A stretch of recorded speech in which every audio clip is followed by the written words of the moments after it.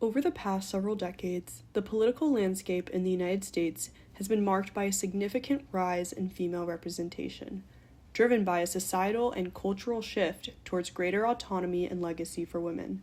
From Shirley Chisholm, the first Black woman elected to Congress in 1968, to Sandra Day O'Connor, the first woman appointed to the Supreme Court in 1981, to Hillary Clinton, the first major party female nominee for president in 2016. Despite significant progress towards adequate and equitable female political representation, women's ability to participate in the United States political system is still not nearly as accessible as it is for their male counterparts.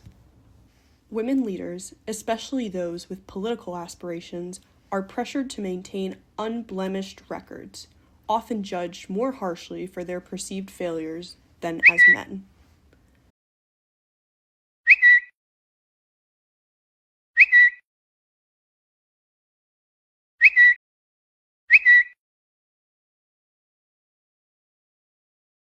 Kamala Harris's campaign faced significant challenges, including gender-based and racial attacks online.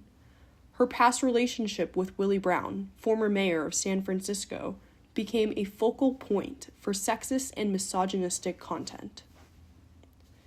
The weaponization of traditional gender roles allows them to portray women as unfit for office, often criticizing them for emotionality or perceived mental instability.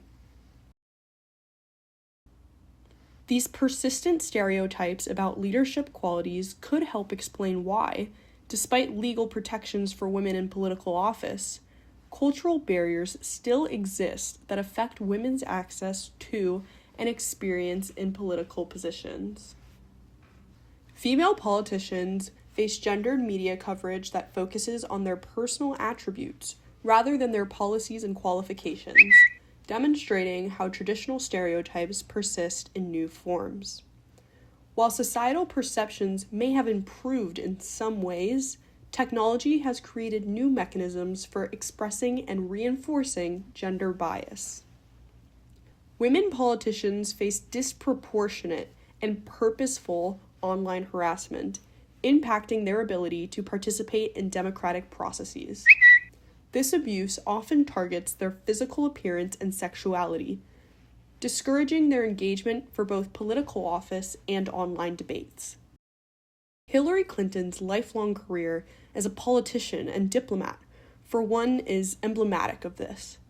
Questions about her sexual orientation have surfaced regularly since the mid-1990s, and she has been described derogatorily as a lesbian by multiple U.S. media outlets.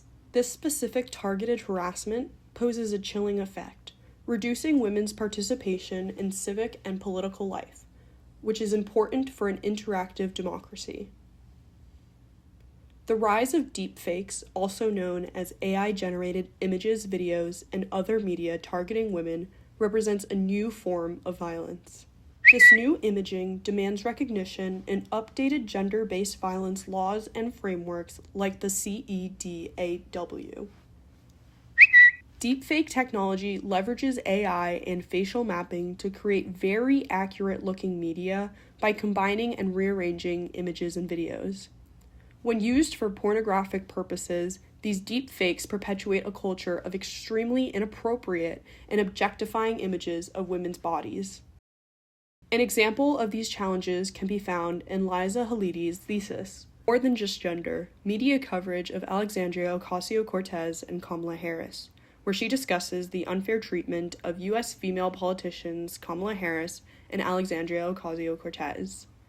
Halidi's analysis reveals that gender was a prominent factor in the media's portrayal of both politicians, with biased language and framing which attempted to undermine their credibility and competence. At their core, gender cues that call attention to expertise exacerbate gender biases, widening the gap between men and women in their chances of winning and the way in which news about them is internalized by voters.